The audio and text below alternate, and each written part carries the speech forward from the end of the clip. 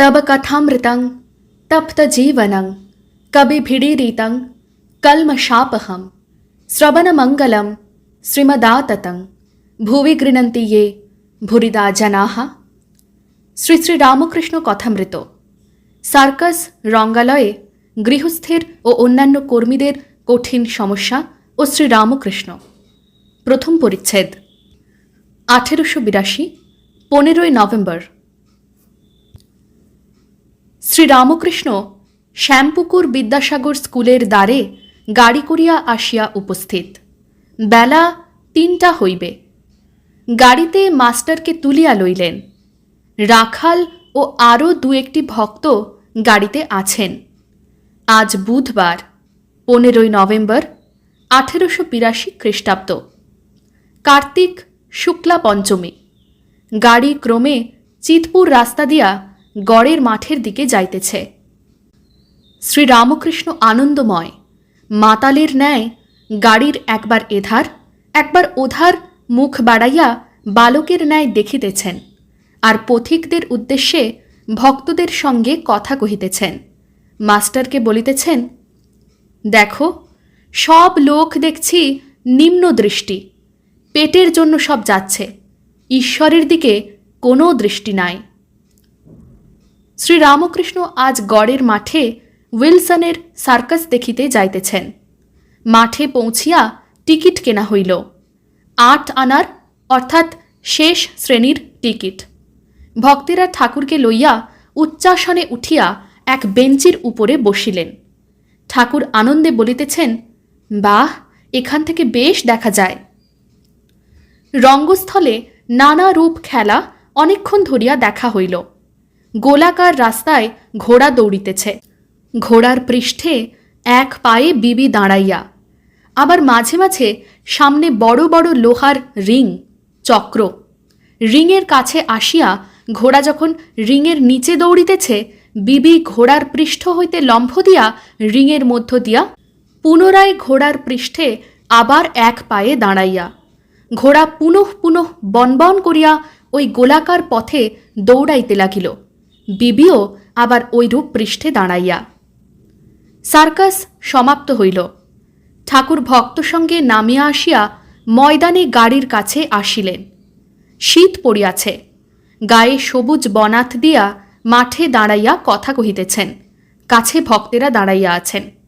একজন ভক্তের হাতে বেটুয়াটি অর্থাৎ মশলার ছোট থলেটি রহিয়াছে। তাহাতে মশলা, বিশেষত কাবাব চিনি আছে। শ্রী রামকৃষ্ণ মাস্টারকে বলিতেছেন, দেখলে বিবি কেমন এক পায়ে ঘোড়ার উপর দাঁড়িয়ে আছে, আর ঘোড়া বনবন করে দৌড়চ্ছে। কত কঠিন, অনেক দিন ধরে অভ্যেস করেছে, তবে তো হয়েছে। একটু অসাবধান হলেই হাত পা ভেঙে যাবে, আবার মৃত্যুও হতে পারে। সংসার করা ওইরূপ কঠিন। অনেক সাধন ভজন করলে ঈশ্বরের কৃপায় কেউ কেউ পেরেছে, অধিকাংশ লোকই পারে না। সংসার করতে গিয়ে আরও বদ্ধ হয়ে যায়, আরও ডুবে যায়, মৃত্যু যন্ত্রণা হয়। কেউ কেউ যেমন জনকাদি অনেক তপস্যার বলে সংসার করেছিলেন। তাই সাধন ভজন খুব দরকার, তা না হলে সংসারে ঠিক করে থাকা যায় না।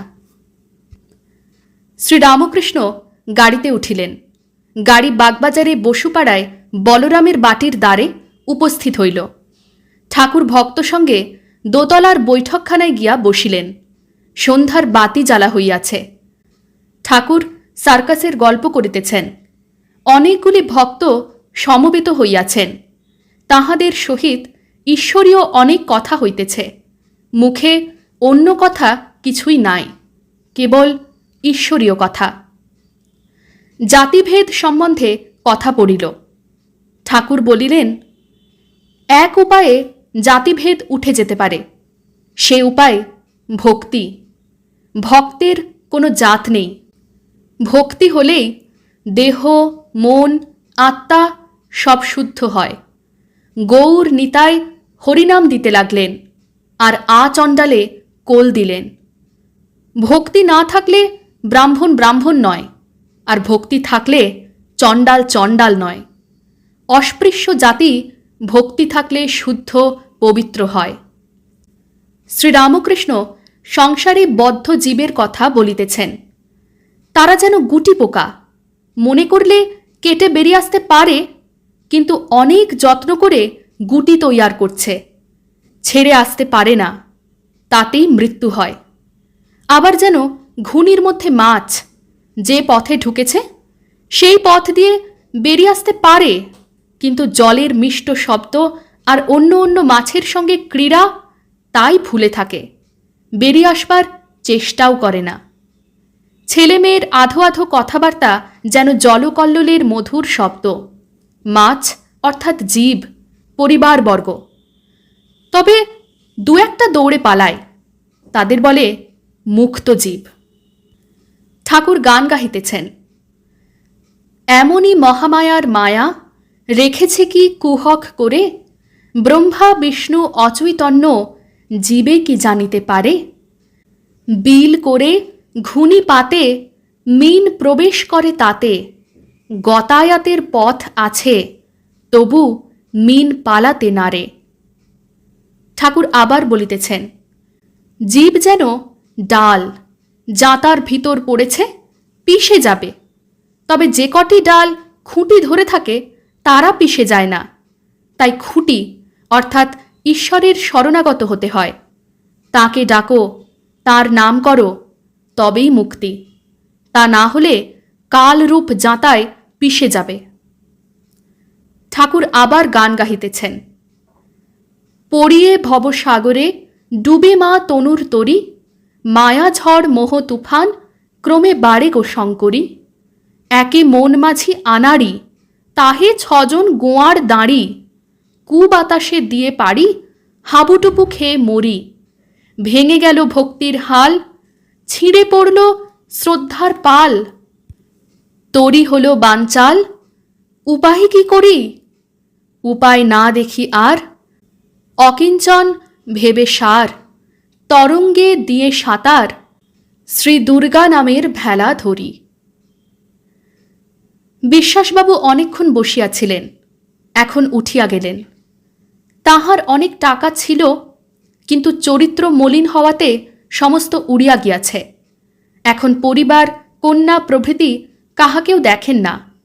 বলরাম তাহার কথা পাড়াতে ঠাকুর বলিলেন, ওটা লক্ষ্মী ছাড়া দারিদ্র্যের। গৃহস্থের কর্তব্য আছে, ঋণ আছে, দেব ঋণ, পিতৃঋণ, ঋষি ঋণ, আবার পরিবারদের সম্বন্ধেও ঋণ আছে। সতী স্ত্রী হলে তাকে প্রতিপালন, সন্তানদিগকে প্রতিপালন যতদিন না লায়েক হয়। সাধুই কেবল সঞ্চয় করবে না, পঞ্ছি অর দরবেশ সঞ্চয় করে না, কিন্তু পাখির ছানা হলে সঞ্চয় করে, ছানার জন্য মুখে করে খাবার নিয়ে যায়। বলরাম, এখন বিশ্বাসের সাধুসঙ্গ করবার ইচ্ছা। শ্রীরামকৃষ্ণ সহাস্যে, সাধুর কমণ্ডলু 4 ধাম ঘুরে আসে, কিন্তু যেমন তেতো তেমনি তেতো থাকে। মলয়ের হাওয়া যে গাছে লাগে সে সব চন্দন হয়ে যায়, কিন্তু শিমুল, অশ্বত্থ, আমড়া এরা কখনো চন্দন হয় না। কেউ কেউ সাধুসঙ্গ করে গাঁজা খাবার জন্য। হাস্য, সাধুরা গাঁজা খায় কিনা তাই তাদের কাছে এসে বসে গাঁজা সেজে দেয় আর প্রসাদ পায়। সকলের হাস্য।